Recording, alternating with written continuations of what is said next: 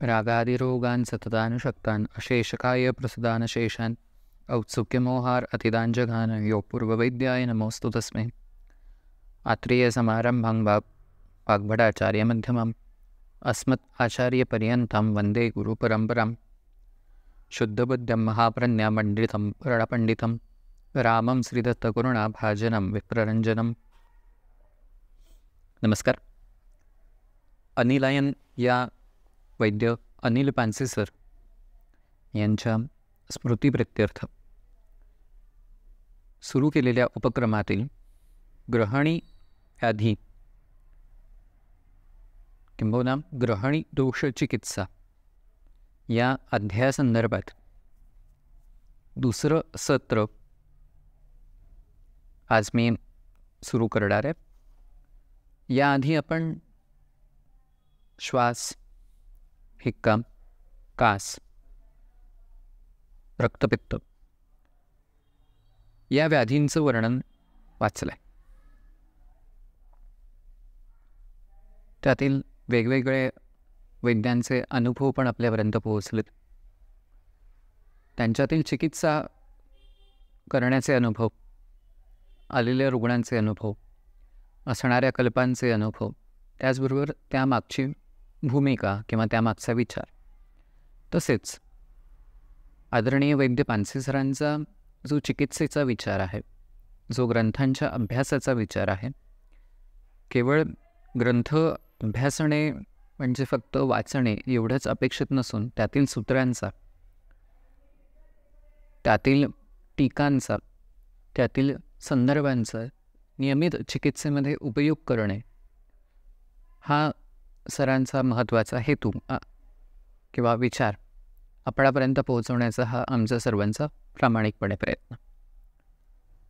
आजचा जो अध्याय ग्रहणी चिकित्सा, ते अध्यायाचं नाव माझ्या आधीचे वक्ते श्रीयुत वैद्य परीक्षित शेवडे यांनी तर त्याबद्दल सांगितलेलं आहेच सर, की इथे ग्रहणीचे दोष सांगितलेले आहेत. ग्रहणी या अवयवामध्ये होणारी जी काही विकृती आहे तिथे त्यांनी सांगितलेलं आहेत. टीकेमध्ये जो उल्लेख आपल्यापर्यंत पोहोचला आहे की ग्रहणी आश्रितो अग्निदोष ग्रहणी दोष हा, की तिथे ग्रहणीच्या आश्रयाने जो काही अग्नी आहे त्याच्यामध्ये होणारी जी काही विकृती आहे त्याचं वर्णन या अध्यायामध्ये आपल्यापर्यंत पोहोचणार आहे. आज माझ्याकडे जो भाग दिलेला आहे तो आहे स्थूलपचन आणि सूक्ष्मपचन. स्थूलपचन हे जे जाठराग्नीद्वारे सेवन केलेल्या अन्नाचं केलं जातं, आणि सूक्ष्मपचन इतर जे अग्नीचे प्रकार आहेत ज्यामध्ये धात्वाग्नी आहे तसेच पंचभूताग्नी आहे यांच्याद्वारे केलेलं जो काही पहिला आद्य धातू तयार झाला आहे, रसधातू, पोष्यधातू, त्याच्याद्वारे होणारं पोषण किंवा त्याद्वारे होणारं पचन आणि तत्कारणाने शरीरातील त्या भावांची उत्पत्ती व त्यांचं पोषण अथवा तर्पण, हा सगळा काही जो काही भाग आहे तो आपण आजच्या सत्रामध्ये पाहणार आहोत. आजच्या सत्रातली सूत्र आहेत सूत्र क्रमांक 12 ते सूत्र क्रमांक 19. आता जेव्हा आम्ही या सूत्रांचा विचार करतो आणि ग्रंथांच्या अधिकरणाचा विचार करतो तेव्हा चरक संहितेमध्ये आचार्यांनी हा प्रश्न अग्नीबद्दलचा किंवा अग्नीबद्दलचा विचार हा चिकित्सास्थानामधील 15व्या अध्यायामध्ये व्यवस्थितपणे विस्तृतपणे मांडलेला. एक थोडासा आपण बाकीच्या संहितांचा एक आढावा घेऊया की बृहत्त्रयीमध्ये येणाऱ्या ज्या काही संहिता आहेत त्या सगळ्या संहितांनी स्थूल आणि सूक्ष्मपचन वर्णन केलं, पण त्यांनी त्या त्या अध्यायांचं किंवा या विषयाचं अधिकरण हे वेगवेगळ्या अध्यायांमध्ये मांडलेलं आहे. जर आपण सुश्रुत संहितेचा विचार केला तर सुश्रुत संहितेने जिथे रक्त या धातूबद्दल वर्णन केलं, त्याचं कार्य, त्याचे गुण, कारण सुश्रुत हा शल्यप्रधान ग्रंथ आहे, तर साहजिक आहे की त्रिदोषांबरोबर रक्ताला त्यांनी तेवढंच महत्त्व दिलं. एक गोष्ट मी मुद्दाम नमूद करू इच्छितो की सुश्रुतांनी रक्ताला चौथा दोष मानलेलं नाही. कारण बरेचदा हे चुकीचं मानलं जातं की सुश्रुतांनी चौथा दोष मानलं आहे म्हणून त्यांनी दोषाप्रमाणे त्याला महत्त्व दिलं आहे, पण तो स्वतः दोष आहे असं सुश्रुत कुठेही मांडत नाही. हे का, तर याचं विवेचन करण्याचं आजचा विषय नाही आहे, त्यामुळे विस्तारभय असल्यामुळे मी आत्ता काही त्याचं विवेचन करत नाही. पण फक्त विषय शोणित आला, रक्त आला, म्हणून मी हा फक्त एक मुद्दा आपल्यापर्यंत पोहोचवला. तर सूत्रस्थानातल्या सुश्रुत संहितेच्या 14व्या अध्यायातील श्लोक क्रमांक 9 पासून साधारणतः 12व्या श्लोकापर्यंत सुश्रुताचार्य स्थूल आणि सूक्ष्म पचनाचा उल्लेख करतात. पांचभौतिकम तू अपरे जीवरक्त बाहू आचार्य, असं 8वं सूत्र येतं. त्याच्यानंतर 9वं सूत्र येतं, विसरता द्रवता रागः स्पंदनम लघुता तथा भूम्यादीनाम गुणाही येते दृश्यंते चत्र शोणिते. जेव्हा पंचमहाभूतांपासून निर्मिती होते रक्ताची, तर किंवा पंचमहाभूतांचे कुठले गुण रक्तामध्ये दिसतात, तर विसरता, द्रवता, राग, स्पंदन, लघुता, हे जे काही आहे ते भूम्यादीनाम जे काही सगळे गोष्टी आहेत, म्हणजे आमगंधता ही हा भूमिगुण आहे, द्रवता हा आंबुगुण आहे, राग म्हणजे रक्तता हा तेजगुण आहे, स्पंदन म्हणजे किंचित चलन हा वातगुण आहे, आणि लघुता म्हणजे अगुरुत्व हा आकाशगुण आहे. या पद्धतीने त्यांनी वर्णन केलं. त्याच्यानंतरचे पुढचं सूत्र येतं, त्याच्यामध्ये ते धातूंचं उत्तरोत्तर निर्मिती कशी होते याच्याबद्दलचं ते वर्णन करतात, ज्यामध्ये रसाद रक्तम ततो मांसन, मांसन मेदहा प्रजायते, मेदो अस्थि ततो मज्जा, मज्ञम शुक्रम तू जायते. मग हे कार्य कसं होतं, तत्र एतेषां धातूनां अन्नपानरसा प्रीणयती प्रीणयिता. अन्नपानरस म्हणजे अन्नपानापासून जो काही सार भाग तयार झालेला असेल त्याच्यापासून मनुष्याचं किंवा धातूंचं प्रीणन होतं. रसजम पुरुषम विद्यात रसम रक्षत प्रयत्नता. आता रसधातूचं काय रक्षण करणं महत्त्वाचं आहे, याच्या अर्थाने तो पुढचा भाग आलेला आहे. आपल्याला दृष्टीने महत्त्वाचा भाग जो काही होता तो एवढा आवश्यक होता, त्याचं वर्णन आपण तिथे पाहिलेलं आहे. यानंतर जर सगळा विचार करायचा झाला तर अष्टांग संग्रहामधील शारीरस्थानामधील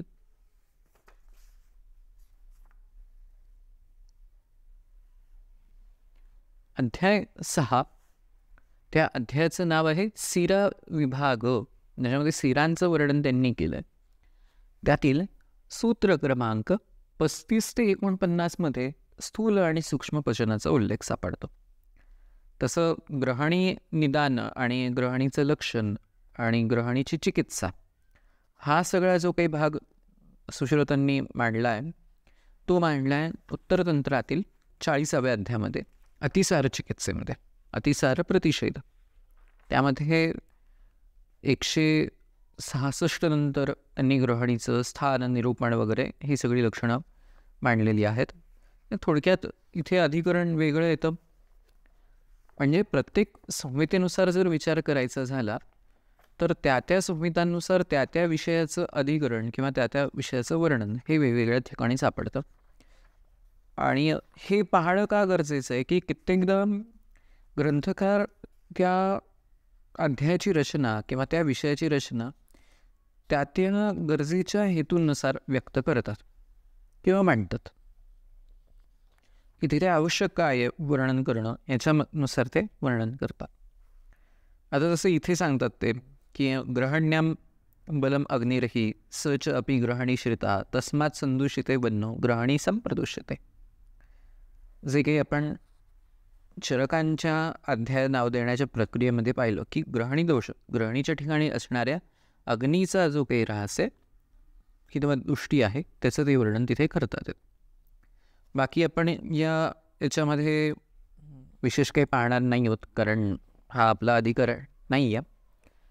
तर आत्ता जो संदर्भ आपण सांगितला अष्टांग संग्रहातल्या शारीर स्थानातला, माफ करा, शारीर स्थानातल्या 6वा अध्याय जिथे सिरा वर्णन केलेलं आहे. मग तिथे वेगवेगळ्या गोष्टींचं वर्णन केल्यानंतर सिरांमध्ये पाचक अग्नीचं वर्णन ते करतात. तत्र पित्त विशेषः पाचक संज्ञ हो अग्नी इति प्राग अभिहिता. मग काहींचं वेगळं मत ते मांडतात की दोषधातू मलसन्निपातजनितो अंतरुष्मा यथा निर्दिष्ठान अधिष्ठान कर्मा इति. मग यानंतर ज्या काही गोष्टी आहेत त्याच्यामध्ये ते अन्नस्य स्थूल पाकक्रमा म्हणून वर्णन करून स्थूल आणि अणुपाकक्रमा हा म्हणजे सूक्ष्मपचन याचं वर्णन करतात. सखलु विधिवत अभ्यवृतम अन्नजातम प्राणेन वायुन कोष्ठम आकृष्टम द्रवैर्विभिन्न संघातम स्नेहेन मृदुकृतम अभिसंदुक्षिताः समानेन आशयस्थं स्थालिस्थं इव अम्बुतंडुलम अंतरग्नि पचित. अग्नि अंतरग्नि पचती.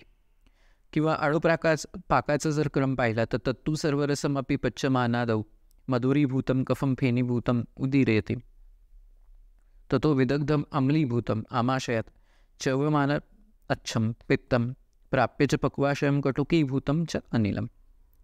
मग भौतिकाग्नी आहे, भौतिकाग्नी आहे, सारकिट्ट विभजन आहे, त्यानंतर धातूंचं पोषण आहे, या पद्धतीने तिथे वर्णन केलेलं सापडतं. असा जर पाठाचा विचार केला तर अष्टांग हृदयाच्या शारीरिक स्थानातील 3रा जो अध्याय आहे अंगविभाग अध्याय, त्यामध्ये स्थूलपचन आणि सूक्ष्मपचनाचा उल्लेख सापडतो. तिथे सूत्र येतं 59 ते 64. 59चं सूत्र आहे वाप्यग्ने वायव्या पंचोष्माणसनाभसा पंचाहार गुणांस्वान पार्थिवादीन पचंती अनु यथास्वं ते च पुष्णंती पक्वभूतगुणान् पृथक् पार्थिवा पार्थिवेन शेषश्च देहगान. या पद्धतीने पुढे मग धातूंचं पोषण, सारकिट्ट विभजन, या सगळ्या काही गोष्टींचं वर्णन ते तिथे करतात. थोडक्यात प्रत्येक संहितेमध्ये या संदर्भात तर किंबहुना बृहत्रयीमध्ये तर या संदर्भात व्यवस्थित विवेचन आपल्याला सापडतंच, पण त्यांचे अध्ययनचे अधिकरण वेगवेगळे सापडतात आणि त्या वेगवेगळ्या अध्यायांमध्ये त्याचं वर्णन येतं. तर आपण या सगळ्यांचं एकदा अवलोकन तर केलं आहे. पुन्हा एकदा मूळ सूत्रांमध्ये सूत्र क्रमांक 12 चरक संहिता चिकित्सास्थान अध्याय 15 ग्रहणी दोष चिकित्सा. आता इथे काय म्हणतात, 12वं सूत्र काय, अन्नम इष्टम ही उपहितम इष्टेहे गंधादिभिः पृथक् देहे प्रीणाति गंधादीन घ्राणादीन इंद्रियाणी च. जो काही मगाशी आपण पहिला भाग रक्ताच्या संदर्भातला जो मी श्लोक सांगितला तिथे त्यांनी तेच सांगितलं की प्रत्येक महाभूताचे जे काही गुण आहेत ते त्या त्या पद्धतीने त्या रक्तामध्ये इनहेरिट होतात. तोच भाग इथे त्यांनी वर्णन केला आहे की अन्नम इष्टम, इष्ट म्हणजे प्रिय, हितकर म्हणजे फक्त प्रियकर अशा अर्थाने नाही, म्हणजे हितकर पण असं आहे ते सगळं. मग ते त्याच्यावर जर आपण चक्रपाणीची टीका जर पाहिली तर कर्मांतरेण अपि अन्नस्य पाकः संपद्यते तम आह अन्नम इत्यादी. अन्नस्य पाक कुठल्या कारणाने, अन्नाचा पाक ज्या कारणाने होतो ते सगळं वर्णन ते तिथे करतात आहेत. अन्नम इष्टम ही उपहितम इति ही शब्दो अवधारणे, ही शब्दाने अवधारण ही क्रिया अपेक्षित आहे, त्याचं कार्य करणं. आता या श्लोकामध्ये एक पाठभेदसुद्धा आहे, ही उपकृत या अर्थाने. पण आपण पुन्हा एकदा मूळ सूत्राकडे येऊया. इष्टशब्देन इह प्रियम हितं च उच्यते न प्रियमात्रम. म्हणजे इष्टशब्दाने इथे प्रियकर तर आहेच आहे, पण हितकर पण आहे. या दोन्ही गोष्टींचा तिथे त्यांनी विचार केला. केवळ प्रिय आहे एवढ्याच गोष्टींचा त्यांनी विचार केलेला नाही आहे, किंवा अन्न असं अपेक्षित नाही आहे. कारण ते पुढे म्हणतात अहितस्य प्रियमात्रस्य न देह व्यवस्थिती गंधादी तर्पकत्वंच भवती. जे अहितकर आहार आहे पण ते प्रिय जरी असला तरी त्याने देह व्यवस्थिती होत नाही, देह व्यवस्थित राहत नाही, देहाचं योग्य पोषण होत नाही आणि गंधादी गोष्टींचं तर्पणसुद्धा होत नाही. उपहितम इति उपयुक्तम, उपहित या शब्दाचा अर्थ उपयुक्त. म्हणजे हे जे काही सगळ्या गोष्टी आहेत, अन्न जे उपयुक्त गंधादी गोष्टींनी असेल, मग गंधादीमध्ये सगळं काही गोष्टी येणार. गंध, रस, रूप, स्पर्श, शब्द. इथे पण टीका अशीच आहे, इष्टे इति प्रियहिते गंध, रस, रूप, स्पर्श, शब्द. आदी या शब्दाने बाकीच्या सगळ्या काही गोष्टींचा इथे अंतर्भाव होतो. अत्र यदपि हितत्वेन हितत्वम एव गंधादीनां आहारगतानां देहगतगंधादी उपोषण प्रधानम पोषणे प्रधानम देहगतगंधादी पोषणे प्रधानम. म्हणजे गंधादीनांमध्ये गंधा भाग काय सांगितला आहे तर ते प्रधान आहे. तथापि प्रियत्वम अपि आहारगत गंधादीनां तदत्वात् उपकारकतया ग्रहीतुं प्रियत्व अहित द्वयोः अपि उदानं कृतं. देहे प्रीणाति गंधादीन इति देहश्रितान् गंधादीन पोषयति. म्हणजे देहामध्ये जो काही गंधभाव आहे त्याचं पोषण करतो. तथाच घ्राणादींच घ्राणदर्शन रसन स्पर्शन श्रोत्राणि इष्टेः गंधादिभिः प्रीणाति तर्पयति पोषयति इति यावत् इंद्रियाणि अपि हि पांचभौतिकानि अस्मिन् दर्शने तानि च प्रतिक्षणं क्षीयमाणानि.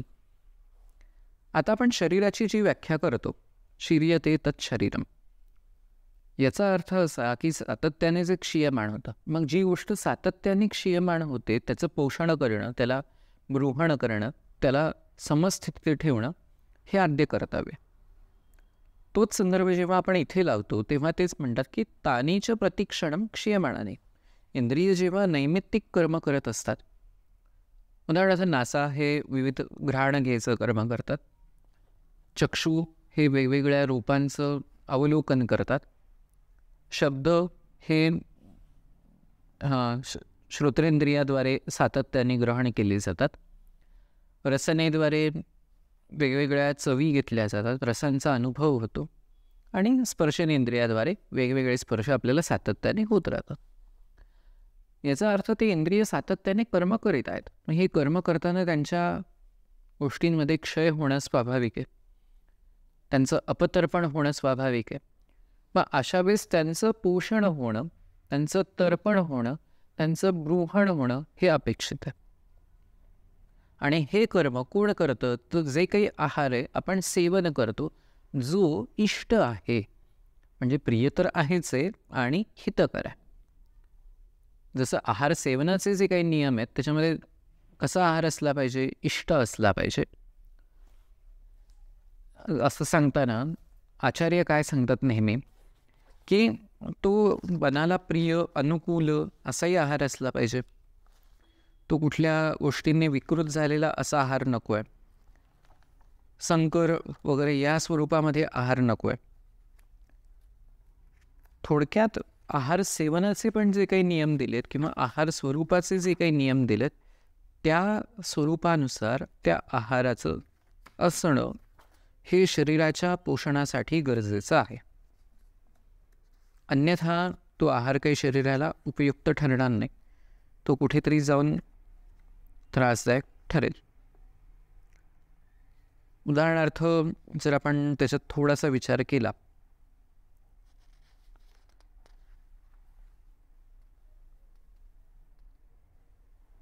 तर अष्टांगहृदयातलं सूत्रस्थानामधील जो 8वा अध्याय मात्राशितीय, त्याच्यामध्ये ते एक सूत्र सांगतात किंवा बाकीचं पण वर्णन करतात. काले सात्म्यम शुचिहितम स्निग्धोष्णम लघु तन्मना षड्रसम मधुरप्रायम न अतिद्रुत विलंबितम. म्हणजे योग्य काळामध्ये सात्म्य असणारं, शुचिकर किंवा स्वच्छ असणारं, हितकर, स्निग्ध स्वरूपाचं, उष्ण स्वरूपाचं, लघु गुणाचं अन्न तन्मनाः, त्याच्या पूर्ण त्या अन्न सेवन करताना त्या अन्नाकडेच लक्ष राहील किंवा ते अन्न व्यवस्थित सेवन करू आपण तर आपल्याला त्या अन्नाचे चांगले परिणाम मिळणार आहेत. अन्यथा ते अन्न कुठेतरी आपल्याला त्रासदायक ठरणार आहे. असा जर भाग विचार करायचा झाला तर जेव्हा शेवटचं सूत्र येतं प्रसृष्टे वैण्मुत्रे हृदी सुमेलते हृदी सुविमले दोषे स्वबथगे. याच्यावर पण जेव्हा जी हेमाद्रींची टीका आहे त्याच्यामध्ये पण या सगळ्या गोष्टींचं ते फार छान वर्णन करतात की योग्य अन्न सेवन करताना काय परिणाम होतात. तर ते म्हणतात यत्र तत्र यद आहार जातम समानम धातून अनुवर्तयती विषमाश्च समीकरोती तत्समासतो हितम.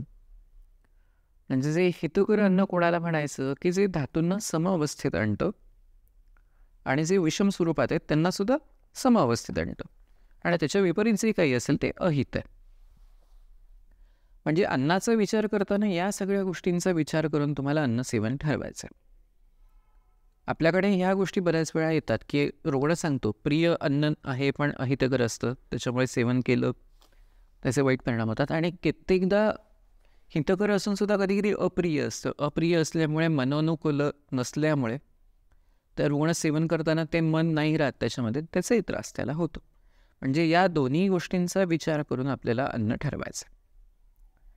पुढे त्यांनी म्हटलंय पुढच्या सूत्रामध्ये भौमाप्याग्नेय वायव्या पंचुष्माणसनाभसा पंचाहार गुणान स्वान स्वान पार्थिवादीन पचंती. भौम, आप्य, अग्नेय, वायव्य आणि नाभस हे 5 उष्मा आहेत, हे 5 अग्नी आहेत आणि ते काय करतात पंचाहार गुणान स्वान स्वान पार्थिवादीन पचंती. ते तत्समान गुणांचं संयोग करून किंवा शरीरामध्ये त्याच्यानुसार बदल करून किंवा तत्समान गुणांना शरीरभावांमध्ये परावर्तित करून स्वतःचं पोषण करतात. म्हणजे भौम्य भूमी, आप्य जलमहाभूत, अग्नेय वायू आणि नाभस हे 5 झाले महाभूताग्नी किंवा भूताग्नी. याची टीका आपण पाहूया थोडक्यात.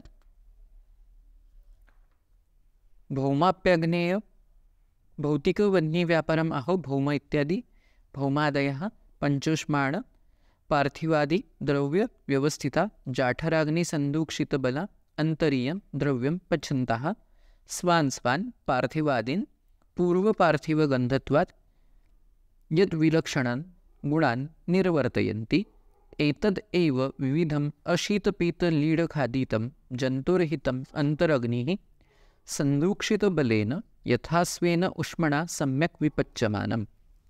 सूत्रस्थान अध्याय 28 चरक संहितेतील तो जो काही भाग त्यांनी सांगितलेला आहे की कुठल्या कुठल्या पद्धतीने अन्नपदार्थ खाल्लं जातं आणि ते शरीरामध्ये काय परिणाम कसं करतं किंवा त्या गोष्टीचं पचन कुठल्या स्वरूपामध्ये करतं याचं वर्णन त्यांनी केलेलं आहे. सूत्रस्थानातलं जो काही 28वा अध्याय आहे त्या 28व्या अध्यायाचं नावच मुळात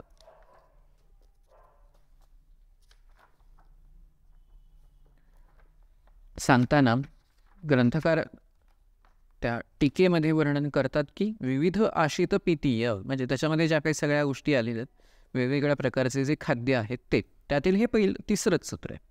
विविधम अशितम पीतम लीडम खादितम जंतुरहितम इथे संदूक्षित बलेन यथास्वेन उष्मणा जो काही स्वतःचं आहे त्या उष्म्याने त्याचं वर्धन होतं. पुढे काय सम्यक विपच्यमानम व्यवस्थित पचल्यानंतर काय करतं शरीरम उपचय बलवर्ण सुखायुषा योजयती शरीर धातू ऊर्जयती धातुव ही धात्वाहारा प्रकृतीम अनुवर्तते.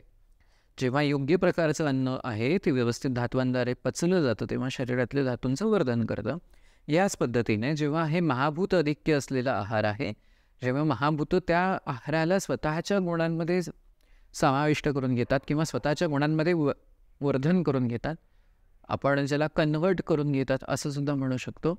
तेव्हा काय होतं त्या महाभूत भावांचं शरीरामध्ये वर्धन होतं. म्हणजे पांचभौतिक आहारापैकी जर पार्थिव प्रधान आहार जर आपण घेतला तर साहजिक आहे की शरीरामध्ये पृथ्वी महाभूताचं अधिक्य येतं. त्यामुळे अतिसारादी जर अवस्था असेल तेव्हा आपण पार्थिव द्रव्यांचा चिकित्सेमध्ये जास्त वापर करतो की ज्या योगे मलाला घनस्वरूप येईल. उदाहरणार्थ माश उडीद जेव्हा अग्नी उत्तम असेल आणि मल व्यवस्थित प्राकृत नसेल तर मलाला एक स्थिर स्वरूप देण्यासाठी मलाचं संवहन प्राकृत राहण्यासाठी आपण माश वापरतो. ते मलाचं गुरुत्व वाढवतात आणि त्याला एक स्वरूप देतात.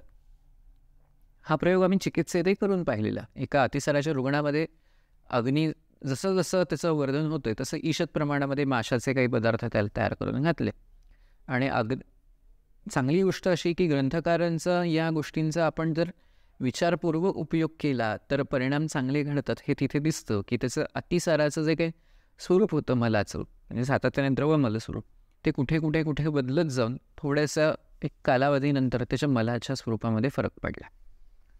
थोडक्यात या ज्या काही ग्रंथातल्या गोष्टी आहेत त्या आपण वापरायला पाहिजे.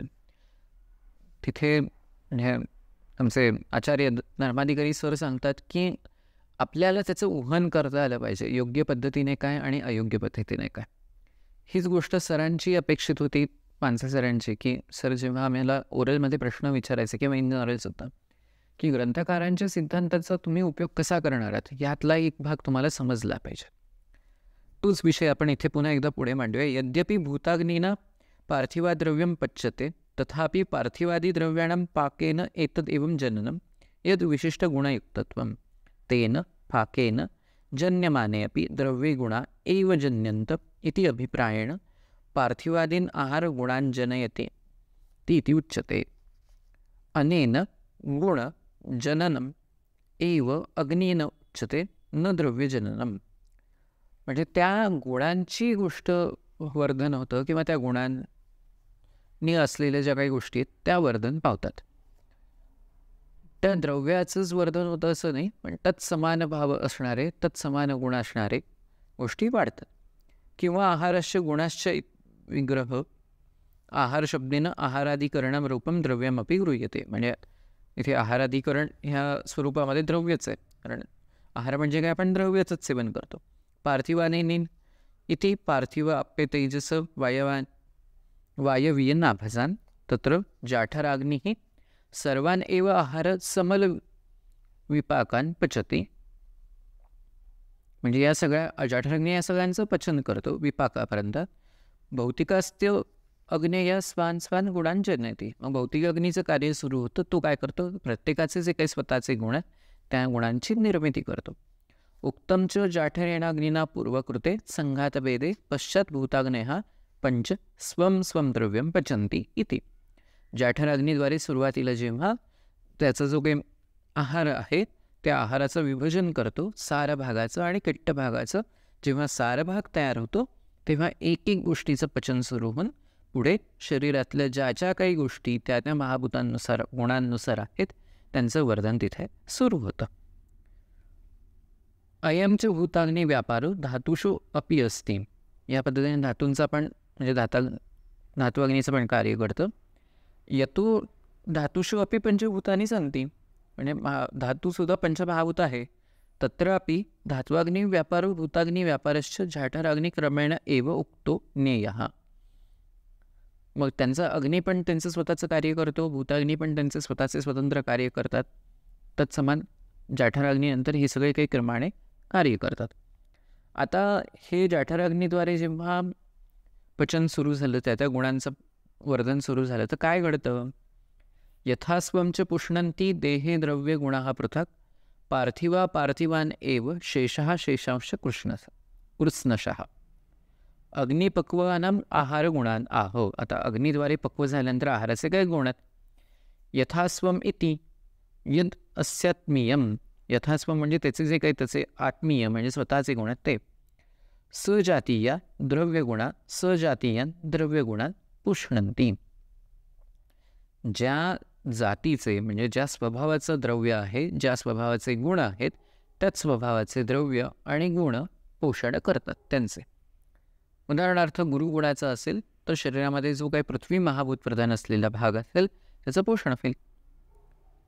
तेन द्रव्याणी पार्थिवादी द्रव्य रूपाणी देह धातू दोष मलाख्यानी पुष्णंती. कुणाकुणाचं पोषण होऊ शकेल, देहाचं, धातू, दोष, मल या सगळ्यांचं पोषण होईल. कोणाद्वारे होईल, पार्थिवादी द्रव्य जे काही आहेत ते त्यांचं पोषण करणार आहेत. गुणास्तु पाकस्थित गंध स्नेह औष्ण्य गौरवादया देह गंधे स्नेह औष्ण्य गौरवादीन पुष्णंती. म्हणजे गुणांमध्ये कोण आहेत, द्रव्यादींचं जर म्हणजे आपण सुरुवातीला काय पाहिलं, गुण पण पोषण होणार आहेत किंवा गुणांचं पण वर्धन होणार आहे, द्रव्यांचं पण वर्धन होणार आहे. मग ते द्रव्यांबद्दल सांगताना त्यांनी सांगितलं की पार्थिवादी द्रव्य जे काही आहेत ते त्यात समान देहातील दोष धातू मल यांचं पोषण करते. मग गुणांचा विचार करताना स्नेह भाग जर काही असेल तर, किंवा गंध भाग जो काही असेल शरीरातला, औष्ण्य भाग जो काही असेल, गौरव भाग जो काही असेल, त्या सगळ्यांचं सुद्धा पचन होणार आहे किंवा त्यांचे पोषण होणार आहे, त्यांचं गृहण होणार आहे. यथास्वम इति शब्दादी इत्यादी शब्दार्थम स्फुरयति पार्थिवा इत्यादी. पार्थिव आहारद्रव्य गुणाः देहगतान पार्थिवान एव द्रव्यगुणान उष्णंती. आहारद्रव्यांमध्ये जेव्हा पार्थिव भाव असेल तेव्हा तो देहगत म्हणजे देहामधील शरीरामधील जे काही पार्थिव भाव असतील त्यांचे पोषण करणार आहे. आहारद्रव्य गुणा इति अत्र द्रव्यगत गुणा एव उच्चन्ते. आहारद्रव्य गुण हे जे काही इथे सांगितलेले आहेत ते द्रव्यगत जे काही गुण आहेत, द्रव्यांमध्ये असणारे जे काही गुण आहेत ते सांगितलेले आहेत. द्रव्यपोषणम तू गुणपोषणेन लभ्यते. द्रव्यपोषणाने गुणांचाच लाभ होतो. गुणपोषणम द्रव्यपोषणम अर्थ कर्तुम अशक्यत्वात. गुणांद्वारे द्रव्याचं पोषण काही होणार नाही, किंवा असं आपण म्हणूया की गुण हे द्रव्याच्या आश्रयाने राहतात. तुम्ही गुण हे स्वतंत्र काही देऊ शकत नाही. त्यामुळे जेव्हा द्रव्याश्रित गुण देणार आहात तेव्हा ते दोघांचे पोषण करू शकतात. केवळ गुण स्वतंत्र काढून देऊ शकत नाहीत. पुढचं सूत्र, सप्तभिर्देह धातारो धातवो द्विविधम पुनः यथास्वम अग्निपाकम यांती किट्टप्रसादवत. भूताग्नी व्यापरम दर्शयित्वा धात्वाग्नी व्यापरम दर्शन आहो. याच्या आधी आपण जो काही भाग पाहिला तो सगळा भूताग्नींचा होता. पंचमहाभूतांद्वारे पंचमहाभूत द्रव्यांचं होणारं पोषण पाहिलं. पंचमहाभूताग्नींद्वारे होणारं पंचमहाभूतांचं पोषण आपण पाहिलं. आता जे काही सप्तधातू आहेत त्यांचं कार्य. सप्तभीर इत्यादी काय करतात ते? देहधातार इति विशेषण देहधारक द्विविधम इति द्विप्रकारम पाकम. दोन प्रकारे पाक होतो. सप्तमीर देहधातारो धातवो द्विविधम पुन्हा. जे शरीराचं धारण करतात, शरीराला धरून ठेवतात, आकार देतात, शरीराचं कार्य सांभाळतात, त्यांना धातू म्हटलं आहे. त्यांचं दोन प्रकारे होतं. यथास्वम अग्निभी पाकम यांती किट्टप्रसादवत. दोन प्रकारे कुठे? किट्टप्रसावत इथे किट्टप्रसाद रूपम. किट्ट भाग एक स्वतंत्र तयार होतो, प्रसाद भाग एक तयार होतो. आता शुक्रस्य यद अपि किट्टवान पाको न भवती. इथे ते म्हणतात की शुक्राचा काही किट्ट भाग काही तयार होत नाही किंवा किट्ट स्वरूपाचं पचन काही तयार होत नाही. तथापि बहुनां किट्टवत्वात् द्विविधम इति निर्देश क्षत्रियणो गच्छन्ति इति न्यायात ज्ञेयः. आता हा न्याय मागच्या वेळेस पण आपण अध्याय शिकताना आपल्या काही वक्त्यांनी वेगवेगळ्या न्यायांचा उल्लेख केला होता. तर याला लौकिक न्याय आपण असं म्हणतो. लौकिक न्याय अर्थ असा की लोकांमध्ये जेव्हा एखादी गोष्ट काही समजावून सांगायची असेल तर जे काही आजूबाजूला आढळणाऱ्या गोष्टी आहेत त्या गोष्टींचं साधर्म्य ही गोष्ट सांगितली जाते. थोडाफार दृष्टांत किंवा उपमान याच्याशी जवळ साधणारा हा एक प्रकार आहे. तर इथे काय आहे? छत्रीनो गच्छन्ती. छत्रीनो गच्छन्ती याचा अर्थ असा की अनेक लोक छत्री घेऊन चाललेले असतील आणि त्यातले काही जण छत्रीशिवाय आहेत. तर आपण असं काही म्हणत नाही की हे काही लोक सोडून बाकीचे लोक छत्री घेऊन चाललेत. तर त्या लोकांना संबोधन करताना हे सगळे लोक छत्री घेऊन चाललेली लोक अशा अर्थाने म्हणतो.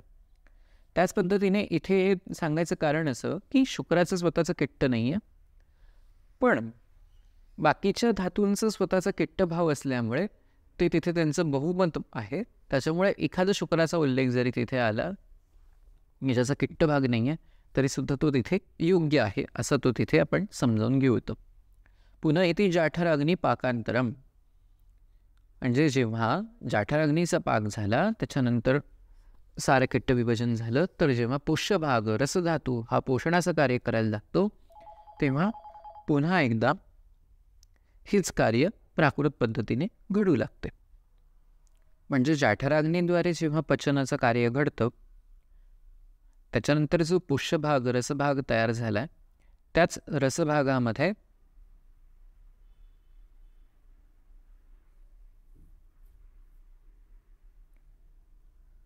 पुन्हा एकदा धात्वाग्नीद्वारे कार्य घडून त्यांच्यातील सरा भाग आणि किट्ट भाग हे आपल्याला पुढे लक्षात येतात की ते सारा भाग तयार झाला आहे किंवा किट्ट भाग तयार झाला आहे या अर्थाने.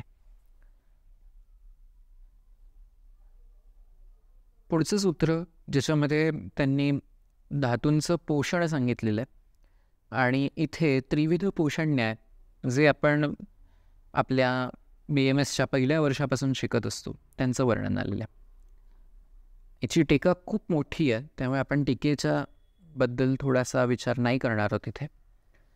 तर थोडक्यात काय सांगतात ते पोषण न्यायामध्ये, तर 3 प्रकारचे पोषण न्याय या सूत्रानुसार येतात. सूत्र आहे रसात रक्तम ततो मांसम, मांसान्मेदो तथो अस्थिच, अस्थनो मज्जा तथ शुक्रम, शुक्रात गर्भप्रसादशा. टीकेतले आपण अंश सांगणारच आहोत, फक्त टीका वाचणार पूर्ण एक आपण अपेक्षा पाहूया की वेळेनुसार आपण कितपत टीका वाचू शकतो. काही भाग आपण पाहूया. सुरुवातीला रसापासून रक्ताची निर्मिती होते, त्याच्यानंतर मांस, मांसापासून मेद, त्यानंतर अस्थि, अस्थिपासून मज्जा, मज्जापासून शुक्र आणि शुक्रापासून गर्भ निर्माण होतो. पाकजन्यानां रसादीनां उत्पादन क्रमेण आह रसादी इत्यादी. रसाद रक्तं प्रसादजम ततो रक्तान् मांसं प्रसादजम, मांसान् मेदाः प्रसादजम इत्यादी यावत् शुक्राद गर्भ प्रसादशा इति. प्रसादज शब्देन रसादिभ्या प्रसाद अंशजन्या रक्तादयाः. हा भाग इथे महत्त्वाचा आहे की जो काही सार भाग आहे धातूंचा, त्या सार भागापासून पुढचा धातू तयार होतो. त्या अर्थाने तिथे प्रसाद हा शब्द वापरलेला आहे.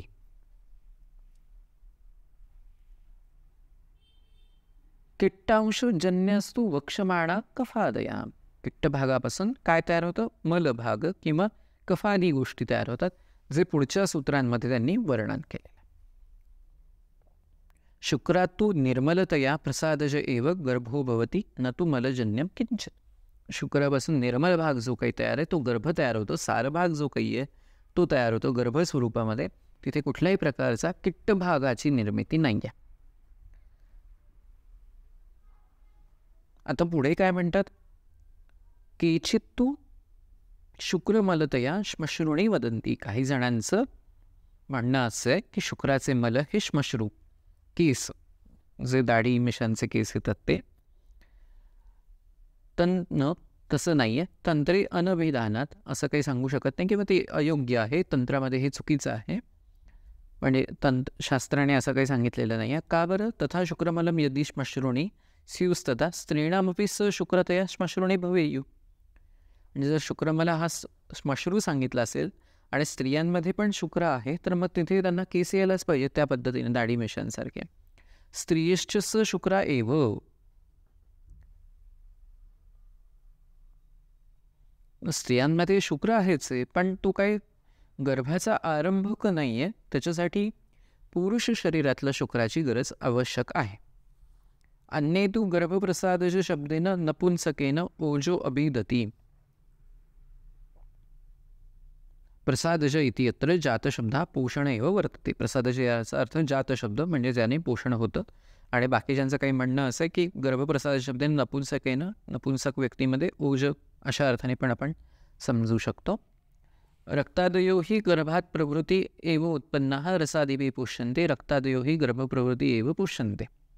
रसाद्वारे पण गर्भाचं पोषण आहे, रक्ताद्वारे पण आहे. तत्रच त्रिधातू उत्पादे व्याख्यातारो वर्णयन्ती. आता इथपासून जे काही आहे त्यांनी त्रिविध प्रकारचे धातू पोषण न्याय सांगितलं. त्यातलं सुरुवातीचं जो आहे ज्याला आपण क्षीरदधी न्याय म्हणतो, त्याच्यामध्ये ते म्हणतात रक्तम मांसम इत्यादी पूर्व धातू परिणामात उत्तर धातू उत्पादः यथा क्षीरात दधी भवती. आधीच्या धातूंद्वारे पुढच्या धातूंची निर्मिती होणार हा क्षीरदधी न्याय. म्हणजे एवं पुढे असं काय म्हटलं की एवं उत्तर धातून रस एव अप्लावयती वर्धयतीच, की या पद्धतीने निर्माण होतं. आता पुढे काय सांगितलं आहे त्यांनी, जो आता हा दुसरा आपण रक्तम प्रथम किंवा रस एव रक्तम प्रथमं प्लावयती तत्र जे रक्तस्थान संबंधात रक्तसादृशम अनुभवती, हा जो दुसरा न्याय आहे केदारकुल्या न्याय, ज्या पद्धतीने त्या भावांचं तिथपर्यंत पोषण पोहोचतं आणि ते सगळे निर्माण करतात. किंवा खली कपोतने आहे त्यांनी तिसरा दिलेलं, की वेगवेगळ्या मार्गांचं तर पोषण झालं. किंवा तिसरा काय, अथा खले यथा खले उत्पत्तीदानां कपोतानां भिन्न निगामिनां स्वीय स्वीय मार्गेण एव गच्छतां गम्य देश प्रत्यासन्न विकृष्टाती त्वादी भेदेन शीघ्रं चिरण्याचं गमनं भवती इति क्षीरदधी खली कपोतने आहे. आता हा खले कपोतने हे धातू पोषण साठी त्यांनी दिलेले. आता पुन्हा एकदा ते तिन्ही न्यायांचं योग्य आणि अयोग्य किंवा कुठलं मत मान्य होऊ शकतं त्याच्याबद्दल ते वर्णन करतात. त्यांचं असं मत आहे, तत्र इह शब्दार्थ पर्याय आलोचनया केदारी कुल्या न्याया क्षीरदधी न्याय हो वा संगत एव हा. जर या सगळ्या गोष्टींचा जर विचार केला, विवेचनाचा जर विचार केला, तर क्षीरदधी न्याय किंवा केदार कुल्य न्याय हा योग्य वाटतो आम्हाला, संगत अर्थ वाटतो. खलिकपूत न्यायस्तु मनः दुर्घटः. पण नाग हे काही म्हणजे त्यांना काही ह्या गोष्टीबद्दल पटत नाही. खले कपोत न्याय साहजिक आहे की त्या गोष्टीचं जर विवेचन पाहिलं की दोष धातू तिथे येतात आणि पोषण घेऊन परत जातात, हे आपण म्हणू शकत नाही आहोत. कारण प्रत्येक धातूंचे स्रोतस आहेत, मार्ग आहेत आणि त्या पद्धतीने त्यांचं पोषण होणं स्वाभाविक आहे. तस्मिन् हि पक्षे रसाद रक्तं प्रसादजम इति अर्थं व्युत्पादनं दुःशकं प्रपंचितं च एतद् विविधम् आशितपितीये तत्र एव अनुसरणीय प्रपंचः. आता ते बाकीचं जे काही सगळं वर्णन आहे की कुठला योग्य कुठला अयोग्य त्याच्याबद्दल वर्णन केलं. आता पुढे त्यांचा एक शेवटी एक भाग आहे की रस कुठल्या पद्धतीचे, यतोद विविध रस हा दोन प्रकारचे रस मानलेत. स्थायी पोषकश्चेती, स्थायी जो आहे तो आणि पोषक. तेन तत्र धातू पोषक पोष्य रसांशयो भेद विवक्षया भेद उक्ता. पोषक आणि पोष्य, ज्याचं पोषण होतं तो आणि जो पोषण करतो तो. इह स्थायी पोषकर रसांशीय रसांश अवि एकतया अपि एकतया रसांश अपि एकतया निर्दिष्टो. आणि स्थायी रस पोषकर रसभागयो हो. स्थायी जो भाग आहे रसाचा तो पोषकर आहे, जो पोषण करतो. स्थानभेदात यद्भावात एकत्वम एवं कृत्वा सप्तधातुकं शरीरम उच्यते एतदपि विविधाशीतपितीये एव प्रपंचितम. म्हणजे जेव्हा आपल्याला हे सूत्र समजावून घ्यायचं असेल किंवा या अध्यायातला जो अग्नीचा भाग समजावून घ्यायचा असेल तर आवश्यकता आहे की चरक सूत्रस्थान 28वा अध्याय आपल्याला एकदा पुन्हा एकदा पाहावं लागेल. त्याच्यामध्ये धातूंचं पोषण कुठल्या पद्धतीने होतं तो एक भाग पाहावा लागेल किंवा ज्या काही बाकीच्या गोष्टी आहेत ते पाहावं लागेल. या सगळ्या गोष्टींनी सप्तधातूंपासून शरीर जे काही बनलेलं आहे त्यातला एक भाग हा पोषणाचा करतो धातूंनी आणि दुसरा पोष्याचा. पुढे या सप्तधातूंची सप्तधातूंपासून तयार होणारे उपधातू त्यांनी सांगितले. धातूनां पोषणम अभिधाय उपधातू पोषणम आह. उपधातूंचं वर्णन ते करतात. रसस्तन्यम ततो रक्तम असृजा कंडरा सीरा मांसाद वसा त्वचा षट्च मेदसा स्नायू संभवा. रसापासून स्तन्य तयार होतो, रक्तापासून असृजा कंडरा सीरा, मांसापासून वसा, त्वचा, मेदापासून स्नायू या पद्धतीने त्याचं वर्णन त्यांनी केलेलं आहे. मग तिथे पुढे टीकेमध्ये पण हाच भाग एवढं सांगितलं आहे. पण सुश्रुतांचं एक मत वर्णन करतात. रसात एव स्त्रियां रक्तम रजत संज्ञां प्रवर्तते. स्त्रियांमध्ये रज आणि रक्त यांची निर्मिती होते. अतच रजो रसजन्यम अपि सूक्ष्मतया चिरेण एव जायते एवं मासेन रसा शुक्री भवती स्त्रीणांच्या अर्थवम. सुश्रुतांचंच ते मत पुन्हा एकदा त्या अध्यायातलं मांडतात की एक मासानंतर रसाचा शुक्रभाव हा पुरुषांमध्ये होतो आणि स्त्रियांमध्ये त्याचं आर्तवामध्ये रूपांतर होतं. स्थूल स्नायू जे काही त्याला कंडरा म्हटलेला आहे. मेदसा स्नायू संभव हा. या अर्थाने ज्या काही गोष्टींची उत्पत्ती आहे, निर्मिती आहे, तत्समान जो धातूंची निर्मिती आहे ते तत्समान गुण त्याची निर्मिती करतात. आता ते ओज संदर्भात एक वाक्य देतात. शुक्रम तू ओजोजनकत्वाद धात्वंतर्गतम एव. म्हणजे धात्वंतर्गत असताना या स्वरूपामध्ये धातूंच्या सहाय्याने ओजाचं पोषण करण्याचं कार्य शुक्राद्वारे होतं किंवा निर्मितीचं. ओजस्तु इह न धातुषु न अपि उपधातुषु पठितम. ओजचं वर्णन हे धातूंमध्ये पण करत नाही किंवा उपधातूंमध्ये करत नाही. तस्य सप्तधातू साररूपतया सप्तधात्वांतर्गतत्वाद एव अतएव तस्य अग्निः पृथन् न उक्तः. तो सगळ्या धातूंचा सारभाग असल्यामुळे त्याचा जो काही अग्नी आहे त्याचं वर्णन आम्ही काही स्वतंत्र पद्धतीने करत नाही आहोत. तो सर्व धातूंमधून जेव्हा पुष्यभाव रसभाव हा योग्य पद्धतीने सारकिट्ट विभजनातून जातो आणि अतिउत्तम सार जो शुक्रधातूमध्ये तयार होतो. म्हणजे आधीच्या 6 धातूंद्वारे पोषण झाल्यानंतर किंवा पाक झाल्यानंतर जो शेवटचा भाव आहे किंवा धातू आहे शुक्र, त्याच्यापासून जो काही तयार झाला तो उत्तम सार भाग आहे, त्याला त्यांनी ओज म्हटलं. त्यामुळे तो काही सगळा स्वतंत्र काही अग्नीचा भाग आपण म्हणू शकत नाही किंवा त्याला कुठल्याही प्रकारचा स्वतंत्र अग्नी आहे असं काही त्याचं वर्णन आपण करत नाही आहोत. यानंतर जो काही भाग आहे मलभागाची उत्पत्ती आहे, तिथे ते काय सांगतात आहेत, पित्तम अन्नस्य द्विण्मूत्रम रसस्य तु कफसृजः पित्तम मांसस्य ख मला मलः स्वेदस्तु मेधसः स्यात् किट्टम केशं लोमास्नो मज्ञः स्नेहो अक्षिविट्वचम प्रसादकिट्टे धातूनां पाकाद एवं विदर्शतः परस्परो संस्तब्धा धातु स्नेह परंपरा.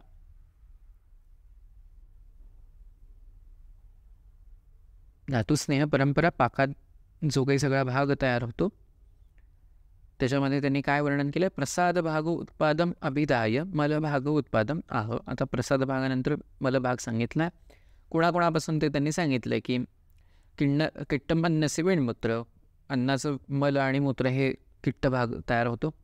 रसापासून कफ आहे, रक्तापासून पित्त आहे, मांसापासून खमल आहे, स्वेद हे मैद्यापासून तयार होतं, केश लोम हे अस्थिपासून तयार होतात आणि स्नेह अक्षिवीट त्वचा इथे जो काही भाग सगळा तयार होतो तो मज्जेपासून होतो. प्रसाद किट्टे धातून पाकात एवं विदर्शतः, की जो काही पाक आहे धात्वाग्नीद्वारे जे काही होणारं कार्य आहे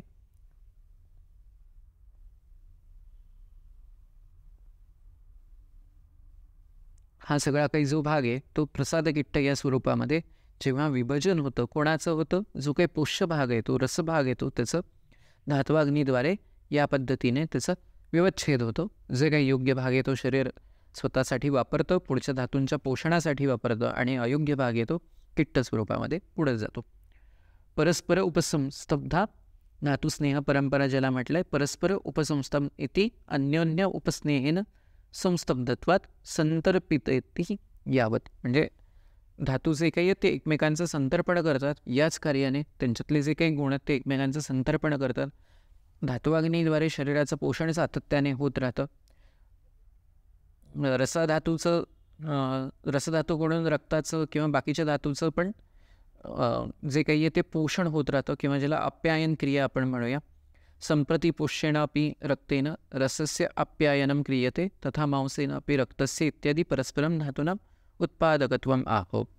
म्हणजे परस्पर धातूंचं पोषण होणं, त्यांचं उत्पादन होणं, त्यांची वृद्धी होणं, ह्या सगळ्या काही गोष्टी आहेत त्या या धातूंद्वारे या धात्वाग्नीद्वारे होतात. थोडक्यात स्थूल पचन आणि सूक्ष्म पचन या 2 गोष्टी आहेत. त्यातलं जाठराग्नीद्वारे होणारं जे काही पचन आहे ते स्थूल पचन स्वरूपात जातं आणि महाभूताग्नी पंचभूताग्नीद्वारे आणि धात्वाग्नीद्वारे होणारं जे काही पोषण आहे ते सूक्ष्म पचन या अर्थाने होतं. आणि जेव्हा शरीरातल्या या स्थूल पचनाच्या क्रिया आणि सूक्ष्म पचनाच्या क्रिया प्राकृत पद्धतीने काम करत असतील, योग्य पद्धतीने काम करत असतील, जेव्हा सार आणि किट्ट या दोघांचं विभजन प्राकृत पद्धतीने होत असेल, सारभाग जेव्हा शरीर योग्य पद्धतीने वापरत असेल आणि किट्टभाग शरीराच्या योग्य पद्धतीने बाहेर पडत असेल, हे कुठल्याही स्वरूपामध्ये विकृत नसेल, तेव्हा शरीर प्राकृत राहतं. आणि याच गोष्टीसाठी हा सगळा जो काही अध्यायामध्ये त्यांनी प्रपंच मांडला आहे तो त्यासाठी मांडला आहे की काय हा शब्द अग्नीसाठी पर्याय म्हणून आहे आणि अग्नी जर उत्तम असेल तर शरीर उत्तम राहील. त्यालाच आपण काय अग्नी किंवा काय चिकित्सा या अर्थाने संबोधतो. आणि चरक संवेदेचं अधिष्ठान मुळातच काय म्हणजे अग्नी आहे. त्यामुळे हा सगळा भाग अभ्यास होणं आणि त्याचं विवेचन होणं आवश्यक आहे. यानंतरचा पुढचा जो काही भाग आहे ते पुढचे वक्ते त्यांच्या सत्रामध्ये थांबते. आपण आज इथेच थांबूया. आपण आपल्या प्रतिक्रिया नक्की नोंदवा आणि ह्या सगळा जो काही उपक्रम आहे तो सर्व वैद्यांपर्यंत पोहोचवा. लाईक करा, शेअर करा, सबस्क्राईब करा. धन्यवाद.